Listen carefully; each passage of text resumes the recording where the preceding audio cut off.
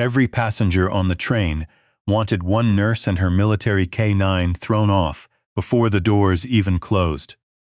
Parents pulled their children away. Passengers demanded security remove the dog.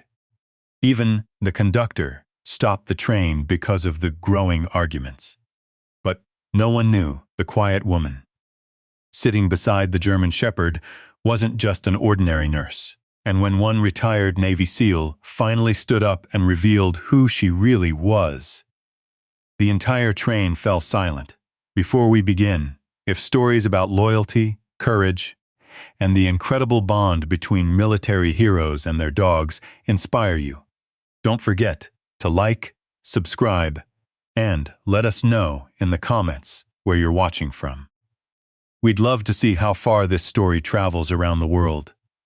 The first announcement echoed through Union Station, just after 8 on a cool spring morning. Train 218 to Richmond, now boarding from Platform 7. People immediately rose from the crowded waiting area. Business travelers zipped closed their laptop bags. College students grabbed backpacks. Parents called after excited children running toward the platform. The station buzzed with the familiar energy of hundreds of strangers, each carrying their own destination, their own worries, and their own stories. Near the end of the platform stood Claire Donovan. At 34 years old, Claire looked exhausted despite standing perfectly straight. Her navy blue emergency trauma nurse uniform was neat and freshly pressed, though tiny creases around her sleeves hinted she had already worked an overnight shift before coming here. Her chestnut brown hair was tied carefully into its usual low ponytail. There were faint shadows beneath her hazel eyes, not from a lack of professionalism, but from a night with almost no sleep. In one hand, she carried a small duffel bag. In the other rested a folded envelope she had already read at least 20 times. Her fingers tightened around it again. The words hadn't changed. Your mother has been admitted to St. Mary's Medical Center. Her condition is stable, but we recommend immediate family arrive as soon as possible. Claire closed her eyes for only a second. Her mother had insisted on living alone after retirement in Richmond. Claire called every evening, every Sunday without fail. But because of staffing shortages, Reed's at Walter Reed National Military Medical Center, she hadn't been able to visit in nearly 3 months. Now every minute mattered. She had tried booking a flight. Every seat was sold out. Rental cars were unavailable after a highway closure caused heavy traffic across the region. The train was the only realistic way to reach her mother before evening. A warm nose gently nudged the back of her hand. Claire smiled despite everything. I know, she whispered softly. Beside her sat Ranger. The large, retired, black and tan German Shepherd looked calm and disciplined, his slightly graying muzzle giving him the distinguished appearance of an old soldier who had seen more than anyone could imagine. His faded olive-drab military service vest bore no flashy patches. Only a small embroidered American flag rested above one shoulder. Around his neck hung a worn leather collar with a brass tag that simply read, Ranger. Anyone unfamiliar with military working dogs might only see a very large German Shepherd. Claire saw something entirely different. She saw her partner, her protector, her quiet companion, through some of the hardest years of her life. Ranger had retired from military service 18 months earlier, after completing countless missions overseas. For years, he had worked beside Navy and Special Operations teams in places where a single mistake could cost lives. After retirement, he had been placed into a military therapy and rehabilitation program. That was where Claire first met him. Most people couldn't get within 10 feet of him. He trusted almost no one. Until the day Claire sat on the floor beside him for nearly 2 hours, without saying a single word. She hadn't tried to pet him. She hadn't offered treats. She had simply shared the silence. Ranger had quietly walked over and rested his head in her lap. From that moment on, they never truly separated again. Military regulations allowed Ranger to accompany Claire because he continued serving in specialized hospital therapy programs, helping wounded veterans during rehabilitation. He wasn't just a pet. He was still serving, just in a different way. Claire glanced toward the growing line boarding train 218. Ready, partner? Ranger calmly stood, tail relaxed, ears forward. Without needing a command, he walked perfectly beside her. People passing them smiled. A few admired Ranger's disciplined posture. One elderly veteran even nodded respectfully. Beautiful dog. Claire smiled warmly. Thank you. Everything still felt normal. She almost believed the trip would be uneventful. That hope disappeared the moment they stepped inside car 7. The train wasn't just full. It was overflowing. Nearly every seat had already been claimed. People stood in the aisle, balancing backpacks and coffee cups while searching for overhead luggage space. Claire quietly looked around. Near the center of the car, she found 2 open seats facing forward. Perfect one for herself, enough floor space beside her for Ranger to lie comfortably without blocking anyone. She settled into the window seat. Ranger immediately curled beside her legs exactly as he'd been trained, almost invisible, almost. A little boy walking down the aisle suddenly stopped. His eyes widened. Mom, he pointed directly at Ranger. That's a huge dog. His mother froze. Her expression immediately tightened. Excuse me. She looked directly at Claire. Is that dog staying on this train? Claire smiled, politely. Yes, ma'am. He's a retired military working dog. He's very well trained. The woman quickly pulled her son behind her. I don't care how trained he is. My son is terrified of dogs. Several nearby passengers looked over. One businessman removed an earbud. What happened? There's a dog. He leaned into the aisle. A dog? Within seconds, more heads turned. Someone several rows behind stood just enough to see over the seats. I thought animals weren't allowed. Another passenger added, That's ridiculous. This is public transportation. Claire kept her voice gentle. He has authorization to travel. He'll remain beside me the entire trip. He won't disturb anyone. A middle-aged man shook his head. They all say that. The mother folded her arms tightly. My child shouldn't have to sit beside a German shepherd for 4 hours. Claire looked toward the frightened little boy. He couldn't have been older than 7. Instead of staring at Ranger, he was hiding behind his mother's arm. Claire understood immediately. Not hatred, fear. Real fear. She smiled kindly. I'm sorry he's making your son uncomfortable. If it helps, Ranger won't leave my side. He won't approach anyone. The little boy peeked around his mother's shoulder. Ranger never looked at him. The dog simply rested quietly at Claire's feet. Completely still, yet whispers continued spreading through the train. 1 row became 2, 2 became 5. Within only a few minutes, almost the entire car knew. There's a military dog on board. Some passengers became curious. Others became nervous. A businessman loudly sighed.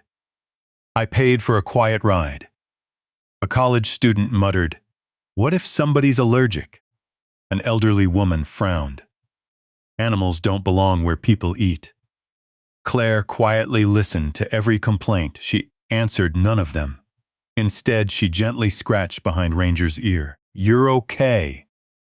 Ranger looked up at her with calm brown eyes, as if asking only one question, Are you okay? Claire forced another small smile. I'm fine. But she wasn't. Not really. Every passing minute felt heavier. Every delay meant more time before she could reach her mother. She pulled out her phone. No new messages. no missed calls. She silently prayed that would remain true.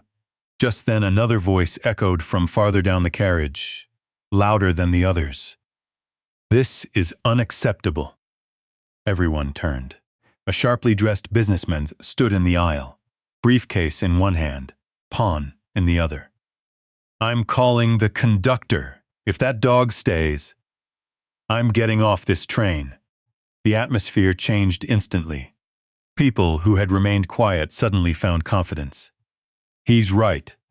There are rules. Make them move. This isn't a kennel." The conductor entered only moments later. A calm woman in her 50s wearing the railway uniform. She immediately noticed Ranger, then Claire, then the increasingly frustrated passengers. "What seems to be the problem?" The businessman pointed. "That dog." Half the train erupted into overlapping complaints: children, safety, allergies, policies, comfort. The conductor raised both hands. One at a time. She approached Claire. "Ma'am, I'm going to need to verify your paperwork." Claire nodded immediately. "Of course." She calmly reached into her bag. Around her, dozens of strangers watched, some impatient, some angry, some simply curious. And 3 rows behind everyone else, a broad-shouldered man in a faded navy blue baseball cap quietly lowered his newspaper for the first time. His weathered face remained unreadable. His sharp eyes rested on Ranger for several long seconds. Then on Claire. He didn't say a word. Not yet. But something in his expression had changed. The conductor accepted the folder Claire handed her with both hands. The entire train seemed to hold its breath. No one returned to their conversations. No one looked back at their phones. Even the little boy who had hidden behind his mother now peeked cautiously around her arm. Claire sat perfectly still.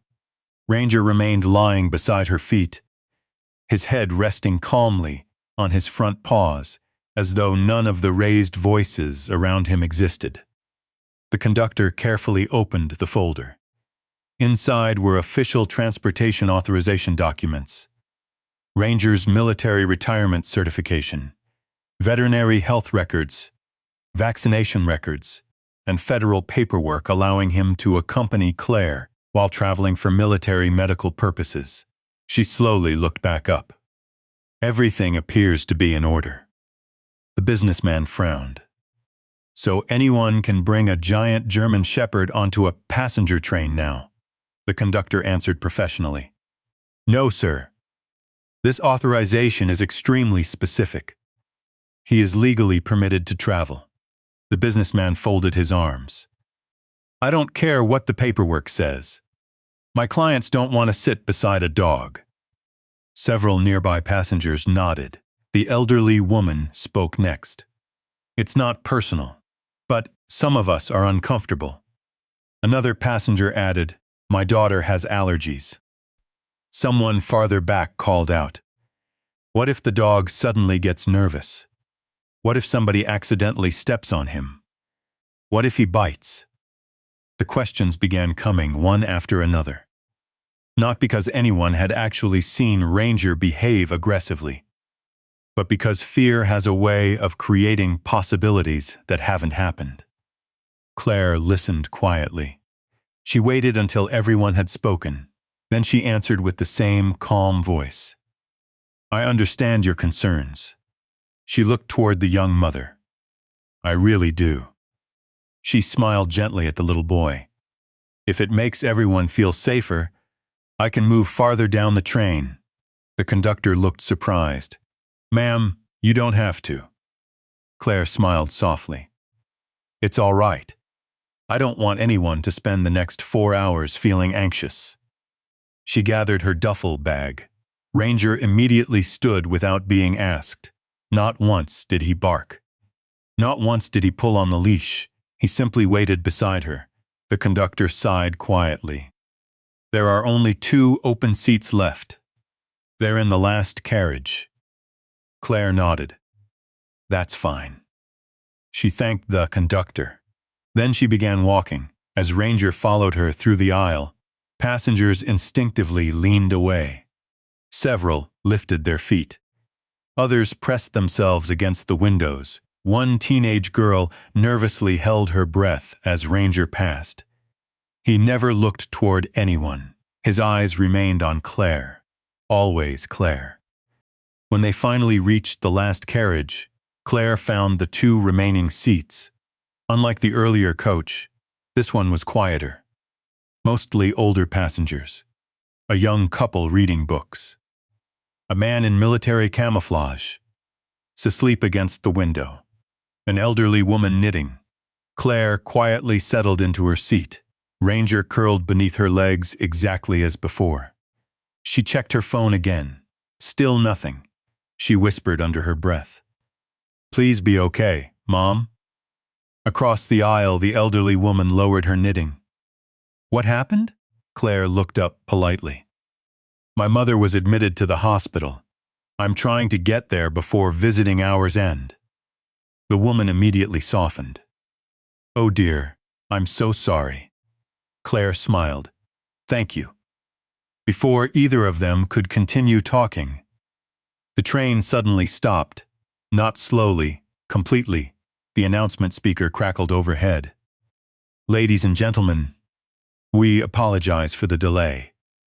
We have received several passenger complaints regarding an animal on board. We will resume travel shortly." Claire slowly closed her eyes. The elderly woman looked confused. "They stopped the train because of Ranger?" Claire nodded. "I think so."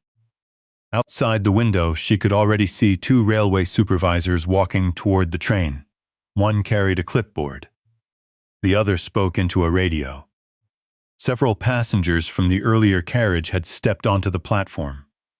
They pointed toward the last coach, toward Claire, toward Ranger. Within minutes, both supervisors entered. The first supervisor approached politely.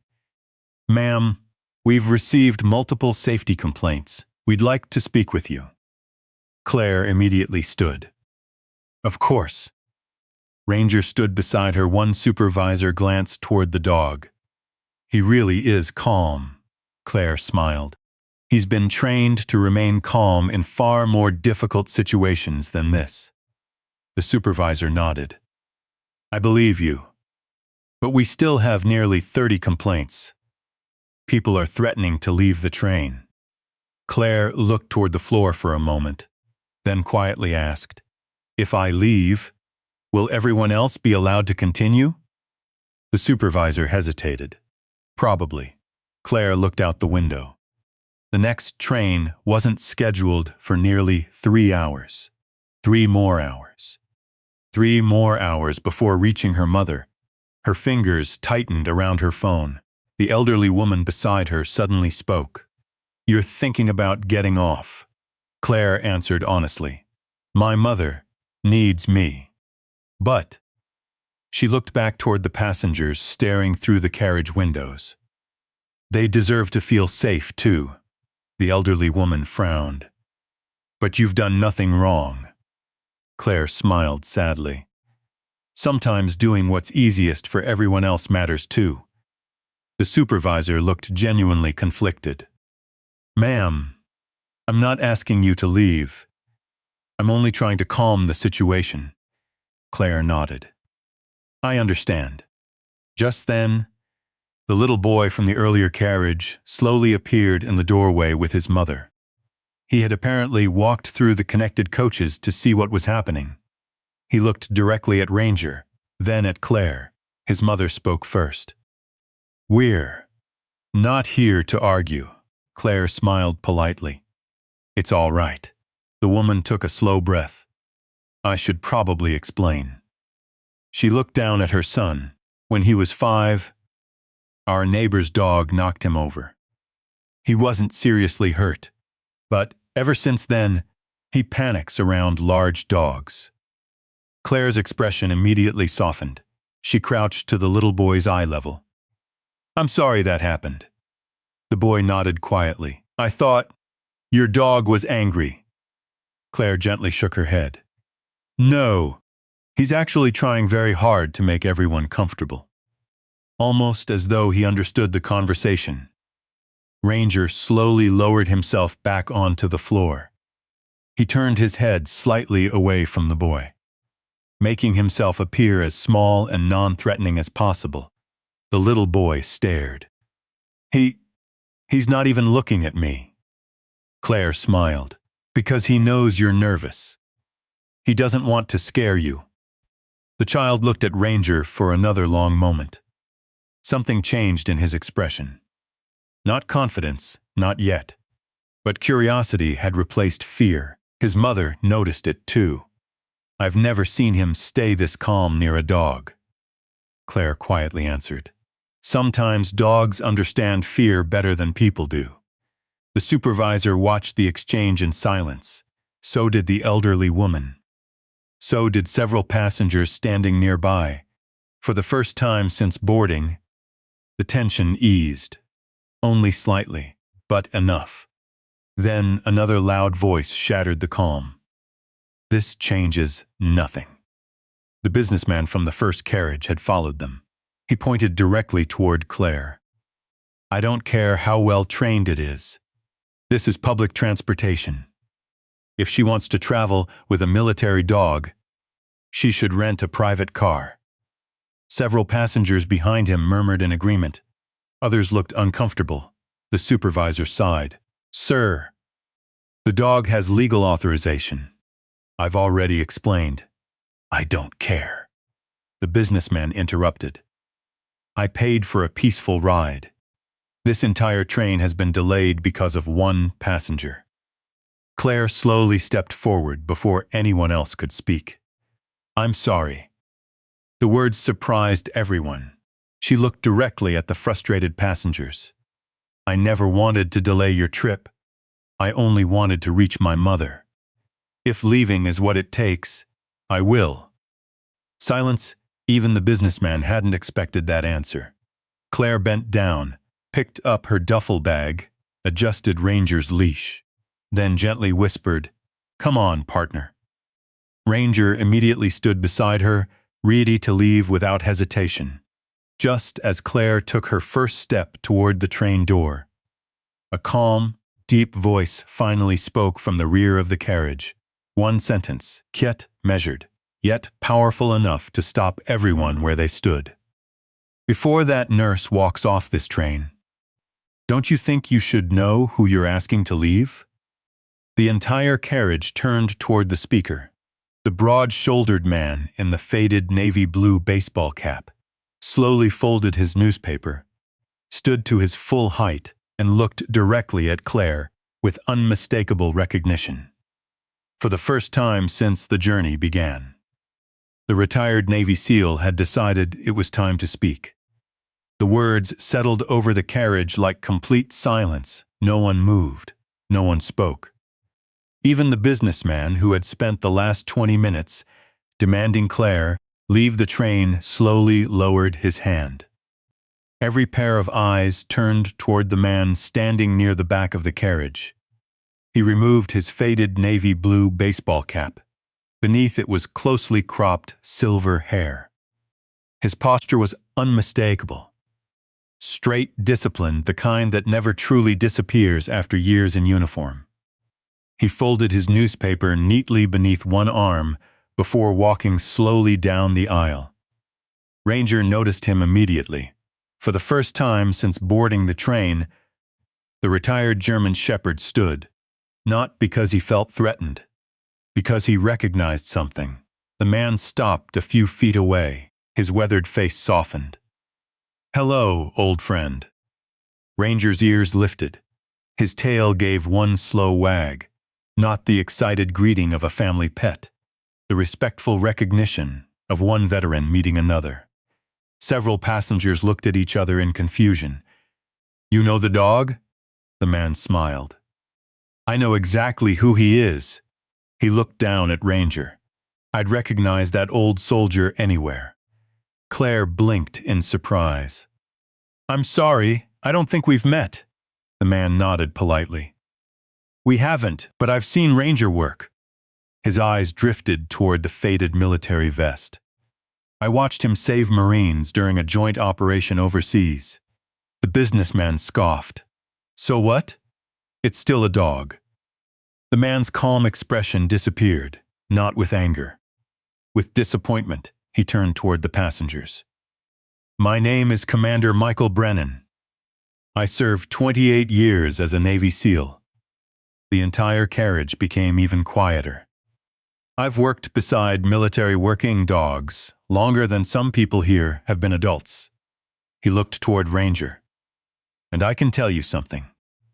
You are safer sitting beside that dog than almost anywhere else on this train. Several passengers exchanged uncertain glances. Commander Brennan continued. Do you know what military dogs are trained to do? They don't wake up one morning and decide to become heroes. They spend years protecting soldiers they've never met. They search for explosives. They locate missing people. They calm wounded veterans. They stand beside us when everyone else has already gone home. He paused. And when they retire, they don't stop protecting people. His eyes settled on Claire. They simply find someone else worth protecting. Claire looked down at Ranger.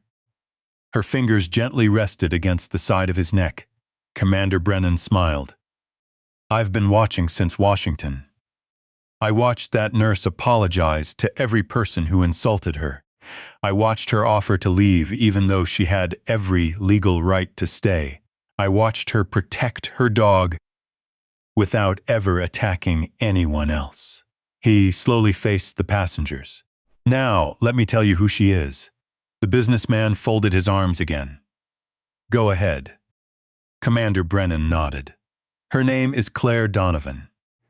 She's a trauma nurse at Walter Reed National Military Medical Center. Several passengers looked surprised. The commander continued. Last winter, my younger brother suffered a massive cardiac arrest.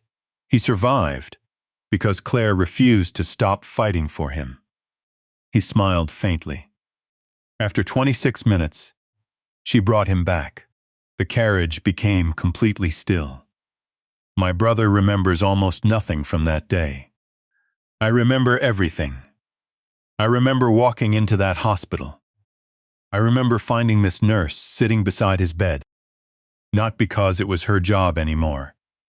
Because she didn't want him to wake up alone. Claire lowered her eyes. She clearly hadn't expected anyone to remember. Commander Brennan looked toward another passenger. And my brother isn't the only one. He pointed gently toward Ranger. Do you know why that dog travels with her? Nobody answered. Because together, they spend their days helping wounded veterans who can't sleep. Men and women who survived wars, but still fight battles every night. They sit beside veterans who haven't spoken in weeks. They visit families receiving the hardest news imaginable. They remind people that healing isn't always medicine. Sometimes healing begins when someone quietly refuses to leave your side. The elderly woman slowly removed her glasses. She wiped tears from the corners of her eyes. The young mother looked at Claire. You never said any of that. Claire smiled gently. You didn't ask. Commander Brennan quietly laughed. Exactly. She never tells people. Because people like Claire don't do good things to be recognized. They simply go where they're needed. The businessman stared at the floor. For the first time, he had nothing to say. Commander Brennan looked directly at him. You said she should rent a private car. You said she was inconveniencing everyone. He glanced toward Claire's phone, resting in her hand. Did anyone stop to ask why she was traveling today? Silence. Commander Brennan answered his own question. Her mother is lying in another hospital. She's trying to reach her before visiting hour's end. A quiet gasp spread through the carriage. The young mother covered her mouth. Oh my goodness! Claire quickly shook her head. It's all right. No one knew. The elderly woman stood. She slowly walked over to Claire. My dear, I'm so sorry. Claire smiled warmly. You don't have to apologize. But the elderly woman gently took Claire's hands anyway. I judged you before I knew you. I should have shown you kindness first. Claire squeezed her hands softly. Thank you. Across the aisle, the businessman finally stood. He walked toward Claire. Every step seemed heavier than the last. When he finally reached her, he couldn't meet her eyes. I owe you an apology. Claire remained silent. I was frustrated. I thought I was protecting everyone else. He looked toward Ranger. But all this time, he was protecting us. Claire smiled. He doesn't need people to understand him. He just needs people to give him a chance. The businessman slowly knelt, not beside Claire, beside Ranger. He hesitated. May I? Claire looked toward Ranger. It's your choice, partner. Ranger calmly stepped forward. The businessman gently scratched behind his ear. The old German shepherd leaned into the touch. Only slightly, but enough. The man's eyes filled with tears. I've been afraid of dogs since I was a teenager. I never imagined I'd be apologizing to one. Soft laughter spread through the carriage. The tension that had filled the train for nearly an hour finally disappeared. Then everyone noticed something else. The little boy. He had quietly walked forward while nobody was looking. He stopped about 3 feet away from Ranger. Claire smiled. Hi. He looked up at her. Can I say thank you? Claire nodded. I think he'd like that. The little boy slowly crouched. Ranger remained perfectly still. The child reached out with one trembling hand. His fingers gently touched Ranger's shoulder. Nothing happened. No barking. No sudden movement.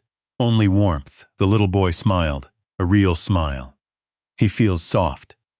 Claire laughed quietly. He gets that a lot. The little boy wrapped both little arms around Ranger's neck. The retired military dog gently rested his head against the child's shoulder. His fear was gone. His mother quietly wiped away tears. I never thought I'd see this. Commander Brennan smiled. Sometimes courage is contagious. The conductor's radio crackled. Train 218. You are cleared for departure. She looked around the carriage. Is everyone ready? No one complained. Instead, passengers began helping Claire with her luggage. Someone offered her coffee. Another passenger insisted she take their window seat. The businessman quietly carried her duffel bag. The elderly woman folded Ranger's blanket neatly beside him. As the train finally pulled away from the station, the atmosphere felt completely different. Strangers who had argued only minutes earlier now smiled at one another. People introduced themselves. The little boy spent nearly an hour drawing pictures of Ranger. Before getting off at his stop, he handed Claire the drawing. It showed a nurse holding the leash of a large German shepherd beneath a bright blue sky. Above them he had written in careful, uneven letters, "Heroes help people feel safe." Claire looked at the drawing for a long moment, then carefully folded it and placed it inside the envelope from the hospital. I'll keep this forever. The boy beamed. So will I. Late that afternoon, Train 218 finally arrived in Richmond. Claire hurried through the station with Ranger faithfully walking beside her. Commander Brennan caught up just before she left. I hope your mother is all right. Claire smiled. So do I. He reached into his pocket, removing a small Navy SEAL Challenge coin worn smooth from years of carrying it. I've carried this for nearly 15 years. He placed it into Claire's hand. It belongs with someone who reminds people what service really means. Claire looked at the coin. I can't take this. He smiled. You already have. He nodded toward Ranger. Both of you earned it long before today. Claire's eyes filled with tears. Thank you. Commander Brennan gave Ranger one final pat. "Take care of her." Ranger looked up at him, as though quietly promising he always would. Hours later, Claire sat beside her mother's hospital bed. Her mother looked tired, but she smiled the moment she saw her daughter. "I knew you'd find a way." Claire gently squeezed her mother's hand. There was never another option. Ranger quietly lay beside the bed.